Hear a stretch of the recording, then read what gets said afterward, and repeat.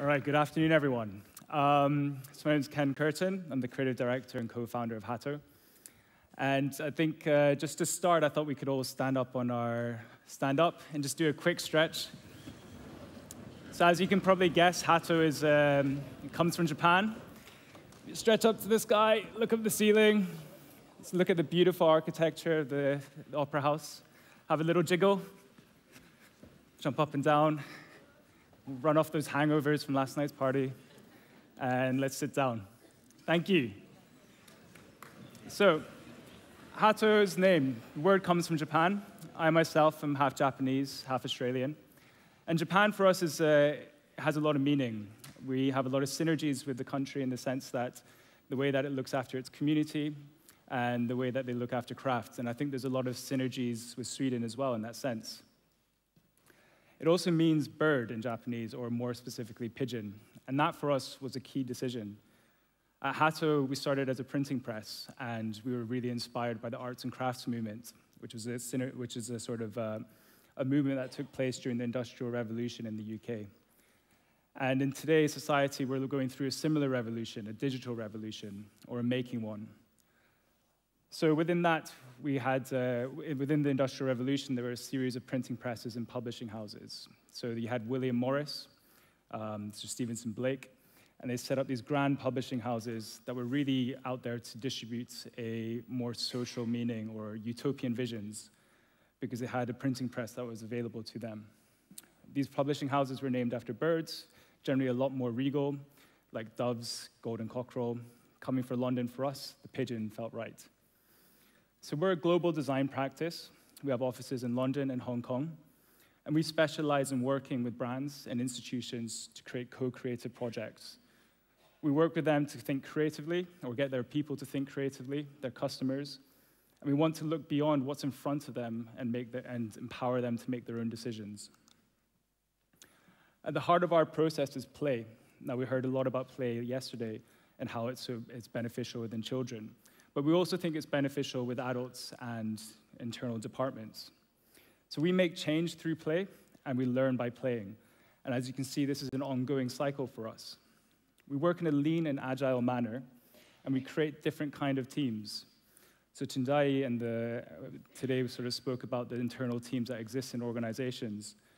And for us, we don't have a working process that's set in stone. We like to work with our clients and co-create new partnerships.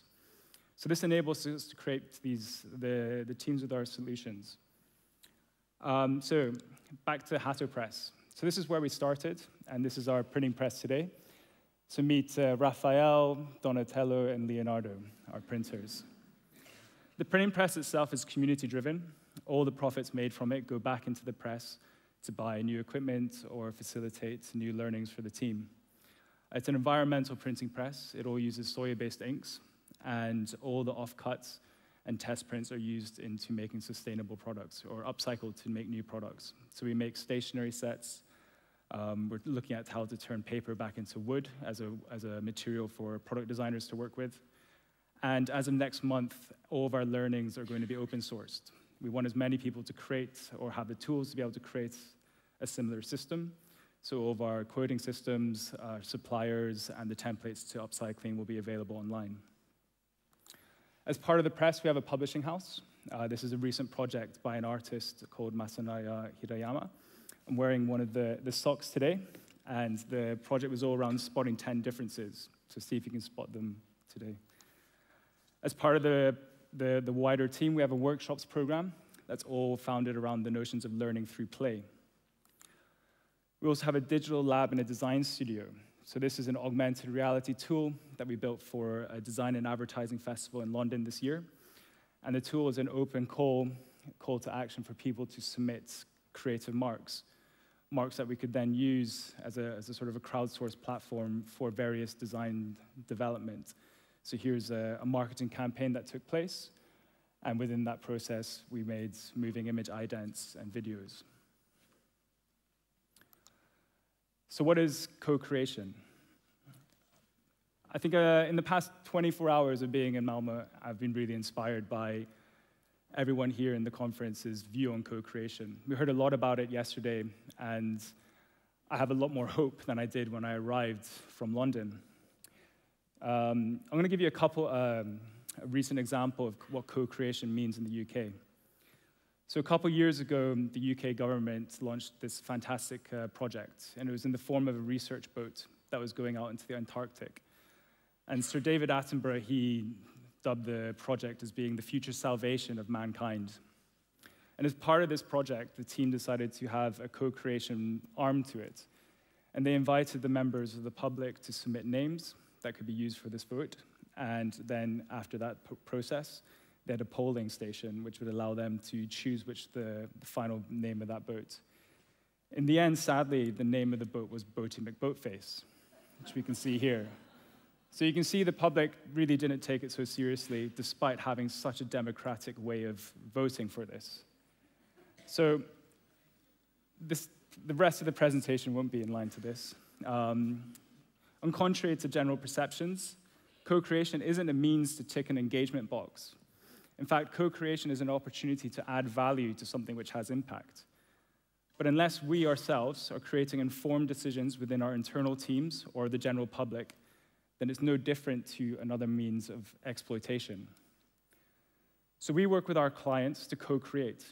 We work with them on a journey of design to develop identities and digital products.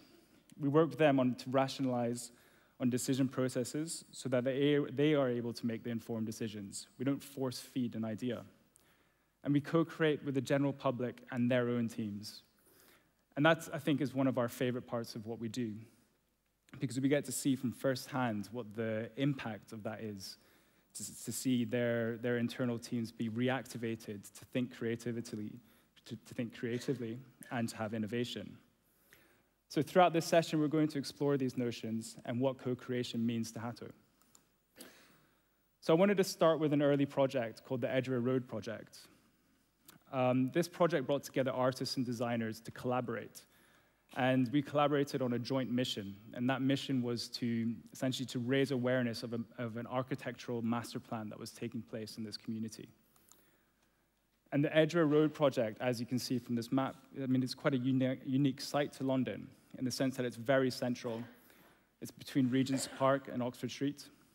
And throughout the spine of it, you have Church Street, the market space there. Edgeware Road itself is a very rich, diverse, has a very rich, diverse culture. The majority of the demographic there are from Middle East and Africa. So with the artists on the project, we collaborated, and each of us had a different stakeholders group. Our stakeholder group were a group of 14 to 17-year-olds made up of 3 secondary schools. And like Sweden, the voting age is 18 in the UK, and they felt that they didn't have any power to make a difference or to have a say. But we wanted to let them know that they could be heard and that we could distribute their voice to a wider community. So they had the idea to set up a new group, to no longer be seen as children, but to be seen as a group of activists. They named themselves Moi, based on a French pedagogue who was Célestin Freinet. And Freinet, the man in the back, taught his lessons by empowering his students. So he didn't necessarily have lesson plans, but what he did have was a printing press itself. And he invited his students to go out on walks and find something that they were interested to research. They would then write, edit, print, and distribute that to a wider network. So with these group, Moi, we co-created with them to have a voice in the political discussion. We wrote, edited, designed, printed, and distributed these publications to a wider audience who were able to make an informed decision. We wanted them to understand what the young person's vote would be if they had that opportunity. So from a co-creation perspective, what's important in this example is that the way that that group were activated to become decision makers, to have an autonomous point of view on the matter, and to give them an outlet to distribute it. The other was one that we only really appreciated later on in our practice, and that was a simple point of the engagement of it. These students were coming in their lunch breaks, they were coming on weekends, on holidays, and we asked ourselves why was that the case. Slowly we realized that it was more about having fun and making an impact to society. So we've concluded that through play comes true innovation, and in many ways play is the original form of co-creation. Over the past 9 years, we've been influenced by lean startup models as methods of operation, architectural practices as individuals' autonomy, law firms for the ways of working out shares and partnerships. But the most important one that I found was working with children. Through children, we learned that you couldn't dictate a final outcome, that you had to, because at the end, being told what to do was never so much fun. We quickly learned that we had to become facilitators of play. We had to become a vase for their creativity. So for each workshop, instead of having prescribed outcomes, we began to build templates and tools for them to play within. And it was the access to the tools that was important. The power of the tool isn't a new realization. Access to tools was the subline to Stuart Brand's Whole Earth catalog. The Whole Earth catalog is the internet before the internet. It inspired the internet, it inspired Steve Jobs, Bill Gates, and this idea of creating an access of tools, essentially, was something that really empowered the people. It's the same thought process that we feel is important to working within your own internal environment.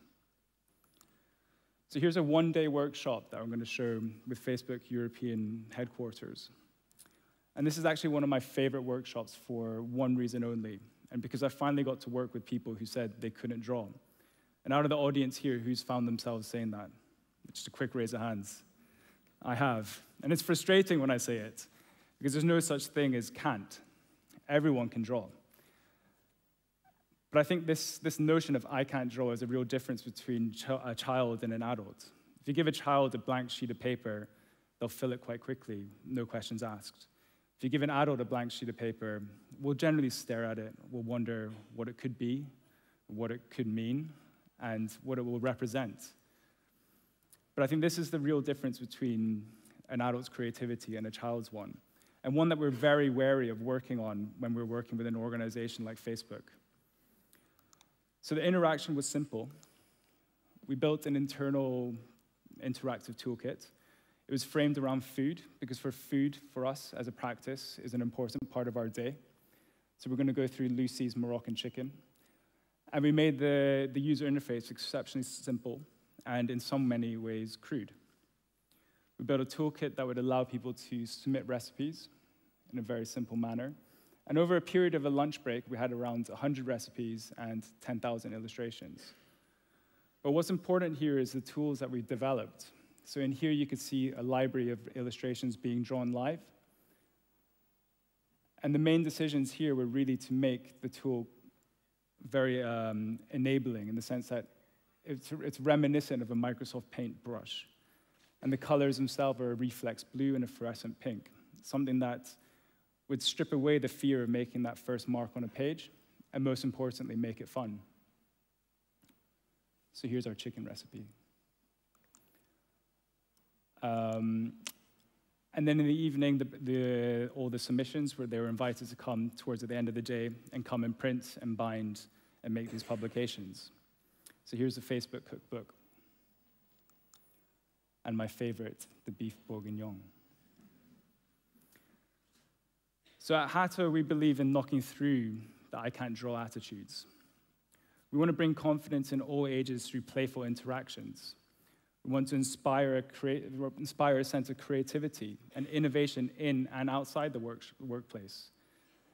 This workshop here, over a space of a lunch period, had over 1,000 illustrations.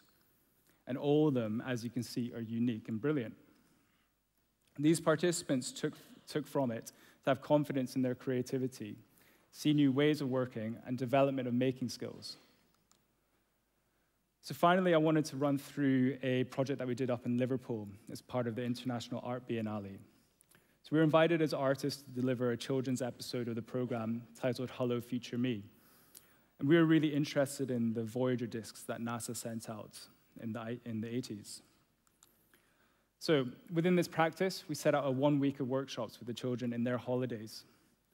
We ran workshops on the space race, why it was important, on the origination of language, the written words, because a Voyager disk was going out to an intelligent life form that wasn't human. So we looked at the Rosetta Stone, the stone that helped understand the hieroglyphics.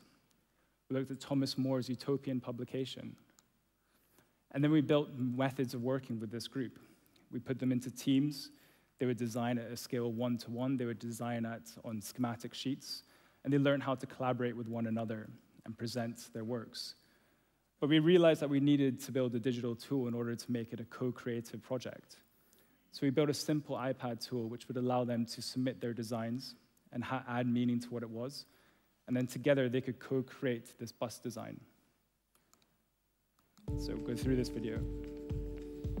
We're in the bus that we've designed ourselves for the Liverpool biannual. We made pictograms to show things in Liverpool and things we like and things we don't like.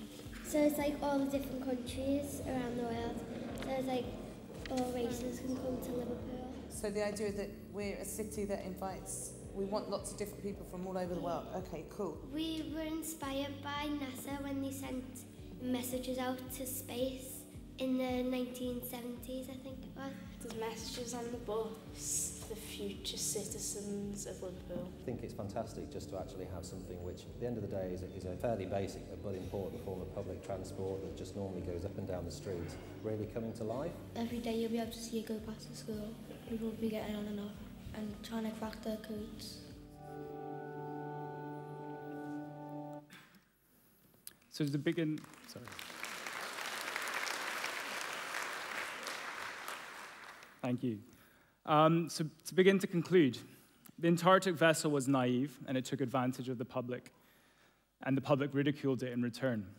It missed out an array of opportunities, and opportunities to learn what the vessel was doing, to learn why it was one of the futures, why it was going to save the future society, and maybe most importantly, to create a more informed, environmentally aware public. So to summarize, in any co-creation, there has to be an exchange. What you invest in is what you get amplified out, or what you're asking for has to be returned to the end user. You need to build tools and processes for people to work with. And the last one, or maybe second last one, sorry. You have to have fun and be excited. Bring out your inner child. And this is the last one. A successful co-creation will give autonomy. There are no egos in co-creation. As you could see in the public bus that we did in Liverpool, the students, they were the artists, the writers, the designers, and most importantly, the decision makers. Hato, us, the facilitators, are a distant memory to them. And that's potentially the most important part, that you have to create autonomy. We aim to activate a society where innovation is truly for everyone. So if more brands and institutions are able to see the value in the above and deliver programs for their staff and local customers, we can get to our vision, a society where people are making informed decisions, looking beyond the fake news of our time, to hold more than one perspective and to evaluate what is true and false. Thank you.